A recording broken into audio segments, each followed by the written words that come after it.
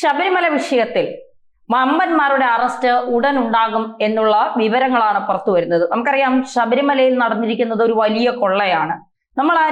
നമുക്കൊന്നും ചിന്തിക്കാൻ പോലും കഴിയാത്ത രീതിയിലേക്ക് നമ്മൾ ഈ അമ്പലം വിഴുങ്ങികളെന്നൊക്കെ പറയുന്നത് ഒരു ക്ലീൻഷേ വേർഡായി പോകും ഇപ്പോഴത്തെ സാഹചര്യത്തിൽ.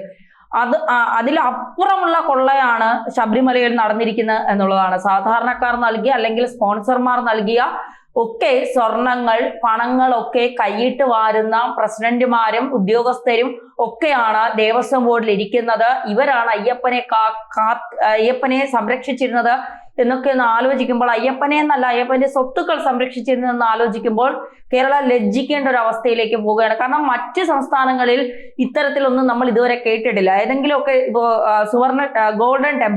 ഗോൾഡൻ ടെമ്പിളിലൊക്കെ എത്രമാത്രം സ്വർണമാണ് പൂശിയിരിക്കുന്നത്. അവിടെ നിന്നൊന്നും ഒരു ഗ്രാമിന്റെ പോലും സ്വർണം കളവ് പോയതായിട്ടോ ആരെങ്കിലും അടിച്ചുകൊണ്ട് പോയതായിട്ടോ ഒന്നും നമ്മൾ ആരും കേട്ടിട്ടില്ല. പക്ഷേ കേരളത്തിൽ ശബരിമലയിൽ നടന്നിരിക്കുന്നത് ഒരു വമ്പൻ കൊള്ള തന്നെയാണ് എന്നുള്ള കാര്യത്തിൽ സംശയം വേണ്ട. ഇപ്പൊ രണ്ടുപേർ അറസ്റ്റിലാണ്. ഒന്ന് ഉണ്ണികൃഷ്ണൻ പോറ്റിയും മറ്റൊന്ന് മുരാരി ബാബു.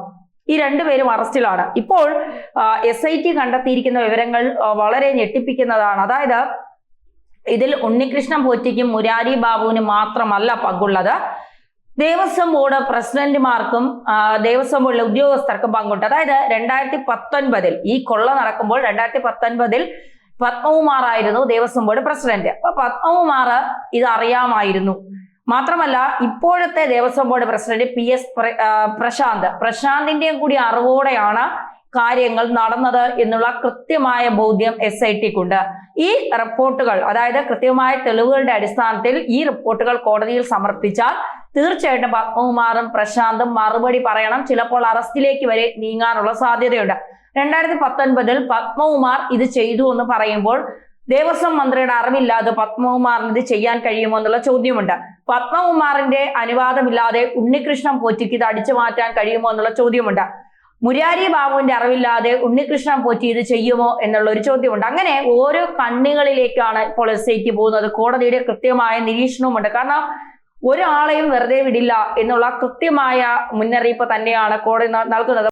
അപ്പോ വാസു അടക്കം ഇപ്പോ SITയുടെ നിരീക്ഷണ വലയത്തിലാണ്. വാസു ഇപ്പോ AKG സെന്ററിൽ ചെന്നിരുന്ന മോങ്ങലൊക്കെ തുടങ്ങിയിട്ടുണ്ട്. എങ്ങനെയെങ്കിലും രക്ഷിക്കണം, കട്ടതും ഇതുമൊക്കെ ചെയ്തു പോയി, എന്നെ എങ്ങനെയെങ്കിലും രക്ഷിക്കണമെന്നൊക്കെ പറഞ്ഞുകൊണ്ട് ഇപ്പോ കരച്ചിലും വിളിയൊക്കെ നടത്തുന്നുണ്ട്. പക്ഷെ അതൊക്കെ ഒരു ഭാഗത്ത് നിൽക്കുമ്പോഴും SIT ഇപ്പോ മിനിറ്റ്സ് ഉൾപ്പെടെയുള്ള കാര്യങ്ങൾ ഹാജരാക്കാൻ പറഞ്ഞിട്ടുണ്ട്. മാത്രമല്ല, മരാമത്ത് രേഖകൾ ഹാജരാക്കണം. അതിന് ഇനി സാവകാശം നൽകില്ല എന്നാണ് ദേവസ്വം ബോർഡ് ഉദ്യോഗസ്ഥരോട് പറഞ്ഞിട്ടുള്ളത്.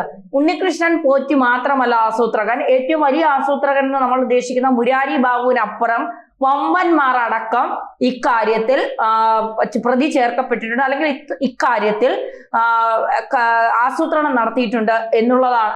വമ്പന്മാരടക്കം ഇതിൽ ഗൂഢാലോചന നടത്തിയിട്ടുണ്ട് എന്നുള്ള കാര്യത്തിൽ ഒരു സംശയവും വേണ്ട എന്നുള്ളതാണ്. നമുക്കറിയാം, 1999 വിജയ മല്യ നൽകിയ സ്വർണമാണ് ഉണ്ണികൃഷ്ണൻ പോറ്റി ഈ കട്ടളയും ദ്വാരപാലക വിഗ്രഹപാളികൾ അടക്കം സ്വർണം പൂശാനായി സ്മാർട്ട് ക്രിയേഷനിലേക്ക് കൊണ്ടുപോയത്. അപ്പോ ഈ മഹസറിൽ സ്വർണം എന്നുള്ളത് ചെമ്പായിട്ടാണ് മുരാരി ബാബു എഴുതിയിരിക്കുന്നത്.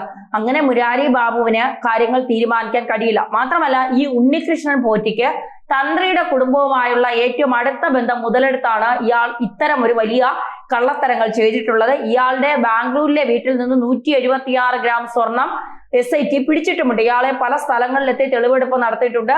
അതുപോലെ തന്നെ ഗോവർദ്ധൻ എന്ന് പറയുന്ന ആള് ജൂവലറി ഉടമയിൽ നിന്ന് ഈ കളഞ്ഞുപോയ ഈ ശബരിമല അയ്യപ്പന്റെ സ്വർണം, കട്ടോണ്ടുപോയ സ്വർണം കണ്ടെടുത്തിട്ടുണ്ട്. അതിലൊക്കെ എത്രത്തോളം സത്യാവസ്ഥ ഉണ്ട് എന്നുള്ളത് ഇനി നമ്മൾ അന്വേഷിച്ചറിയണം. കാരണം ഈ ഇത്രയും വർഷം ഈ കൊണ്ടുപോയ സ്വർണം ഈ ഗോവർദ്ധൻ എന്ന് പറയുന്ന ആള് സൂക്ഷിച്ചു വെച്ചിരുന്നു എന്നൊക്കെയുള്ള ഒരു ചോദ്യമുണ്ട്. എന്തായാലും 2019, 2025 കാലഘട്ടത്തിലെ ദേവസ്വം പ്രസിഡന്റുമാർക്കെതിരെയുള്ള അന്വേഷണം നടക്കും. നിലവിലെ Devaswom board president PS Prashant, 2019 പ്രസിഡന്റായിരുന്ന പത്മകുമാർ എന്നിവർ ഉൾപ്പെടെയുള്ളവരുടെ പങ്കാളിത്തമാണ് പ്രത്യേക അന്വേഷണ സംഘം പരിശോധിക്കുന്നത്. ദേവസ്വം ബോർഡ് പ്രസിഡന്റുമാർക്കും സംഭവത്തിൽ പങ്കുണ്ടെന്ന് വ്യക്തമായാൽ അറസ്റ്റ് ഉണ്ടാകും. അക്കാര്യത്തിൽ സംശയം വേണ്ട. പത്മകുമാറിനെ വിശദമായി ചോദ്യം ചെയ്യാൻ ഉടൻ തന്നെ പത്മകുമാറിന് നോട്ടീസ് നൽകും.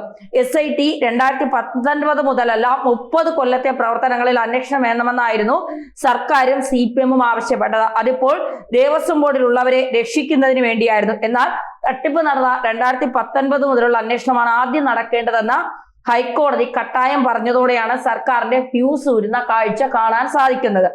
പിണറായി ഭരണത്തിൽ വൻ കൊള്ള നടന്നുവെന്ന് തെളിഞ്ഞാൽ വിശ്വാസികൾ ഇളകും.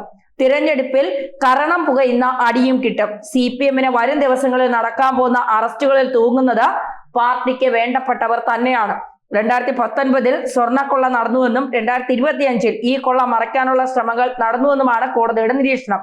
അറസ്റ്റിലായ ഉണ്ണികൃഷ്ണൻ പോറ്റിയാണ് സ്വർണ്ണക്കൊള്ളയ്ക്ക് പിന്നിലെന്ന നിഗമനത്തിലാണ് ഇപ്പോൾ അന്വേഷണം മുന്നോട്ട് പോകുന്നത്. എന്നാൽ ഇതിന് പിന്നിലുള്ള തലകളിലേക്ക് കൂടി അന്വേഷണം വ്യാപിപ്പിക്കുകയാണ്. ഉണ്ണികൃഷ്ണൻ പോറ്റി കവർന്നു എന്ന് കരുതുന്ന ബെല്ലാരിയിൽ നിന്ന് കണ്ടെടുത്ത സ്വർണം കോടതിയിൽ ഹാജരാക്കിയിട്ടുണ്ട്. ദേവസ്വം ബോർഡിലെ മിനിറ്റ്സുകൾ ഉൾപ്പെടെയുള്ള രേഖകൾ അന്വേഷണ സംഘം പരിശോധിക്കുന്നുണ്ട്.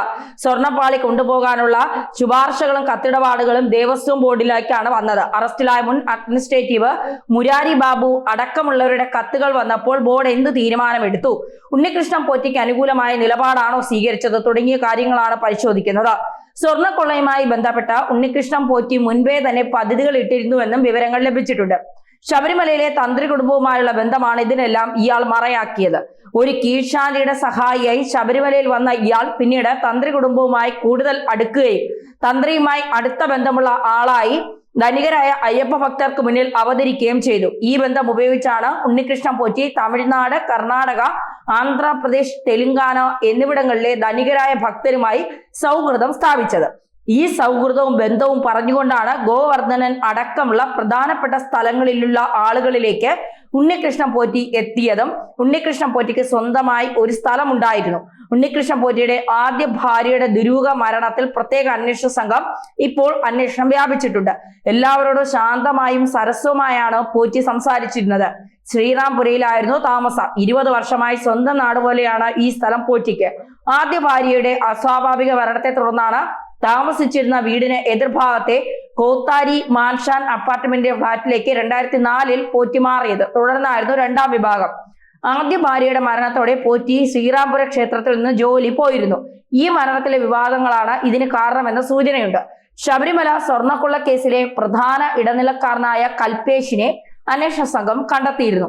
കൽപേഷ് എന്നൊരാൾ ഇല്ല എന്നും എന്നാൽ അങ്ങനെ ഒരാൾ ഉണ്ട് എന്നും പല അഭ്യൂഹങ്ങൾക്കും ഒക്കെ പടർന്നിരുന്നു. ഒടുക്കം അതിലൊരു തീരുമാനമായി. കൽപേഷ് എന്നൊരാൾ ഉണ്ട്. ചെന്നൈയിലെ സ്വർണ്ണക്കടയിലെ ജീവനക്കാരനാണ് കൽപേഷ്. സ്മാർട്ട് ക്രിയേഷൻസ് നിന്ന് പാക്കറ്റ് വാങ്ങി ബെല്ലാരിയിൽ ഗോവർദ്ധന് എത്തിച്ചു നൽകിയത് കൽപേഷ് ആണെന്ന് വ്യക്തമായിട്ടുണ്ട്. 31 വയസ്സുകാരനായ കൽപേഷ് രാജസ്ഥാൻ സ്വദേശിയാണ്. 13 വർഷമായി ചെന്നൈയിലെ സ്വർണ്ണക്കടയിൽ ജോലി ചെയ്തു വരികയാണ്. ജയൻ എന്നയാളാണ് കൽപേഷ് ജോലി ചെയ്യുന്ന സ്വർണ്ണക്കട ഉടമയുടെ നിർദ്ദേശം അനുസരിച്ച് താൻ പല സ്ഥലങ്ങളിൽ നിന്ന് സ്വർണവും മറ്റും ഉരുപ്പടികൾ എടുത്ത് മറ്റു സ്ഥലങ്ങളിൽ എത്തിക്കാറുണ്ടെന്നാണ് കൽപേഷ് പറയുന്നത്. അപ്പോൾ ജയിലിലേക്കും ഇനി അന്വേഷണം നീളും. സ്വർണ്ണക്കൊള്ളയിലെ പ്രതി ഉണ്ണികൃഷ്ണൻ പോറ്റി അറിയില്ലെന്നായിരുന്നു കൽപേഷ് പറഞ്ഞത്. കേസ് അന്വേഷിക്കുന്ന പ്രത്യേക അന്വേഷണ സംഘം ഇരുവരെയും ചോദ്യം ചെയ്തിട്ടില്ല.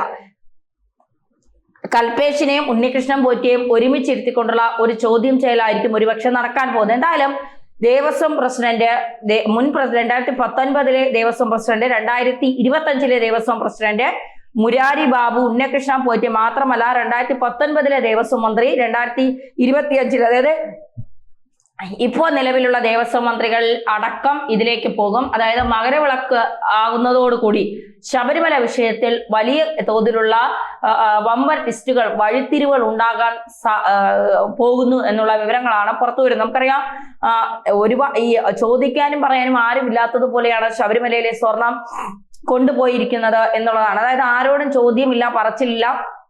39 ദിവസത്തോളം അയ്യപ്പന്റെ വാതിൽ തുറന്നു കിടന്നു എന്നുള്ളതാണ്. അതായത് ഈ 2 വാതിലുകൾ എടുത്തോണ്ട് പോയതിനു ശേഷം ശബരിമല ശ്രീകോവിൽ 39 ദിവസത്തോളം തുറന്നു കിടന്നു എന്നാണ് പറയുന്നത്. അപ്പോ ഈ ഭക്തർ വരുമ്പോൾ മാത്രമാണ് ഇവർക്കൊക്കെ ഈ വല്ലാത്തൊരു എന്താ പറയുക ചന്ദനം എറിഞ്ഞു കൊടുക്കുക, ഭക്തരെ ഒരു സെക്കൻഡ് പോലും ആ നടയിൽ നിന്നൊന്ന് പ്രാർത്ഥിക്കാൻ അനുവദിക്കാതിരിക്കുക, ഇതൊക്കെ ബാക്കി അവിടെ നടക്കേണ്ട കൊള്ളയും മറ്റ് അടിച്ചുമാറ്റലും മറ്റെല്ലാ കാര്യങ്ങളും ശബരിമലയിൽ നടക്കുന്നുണ്ട് എന്നുള്ളതാണ് യാഥാർത്ഥ്യം. ഇപ്പൊ നമുക്കറിയാം, ശബരിമല വിഷയം കുറച്ച് നാളുകളായി ചർച്ചയിലില്ല. കാരണം എല്ലാവരും PM ശ്രീയിലാണ് ചർച്ച.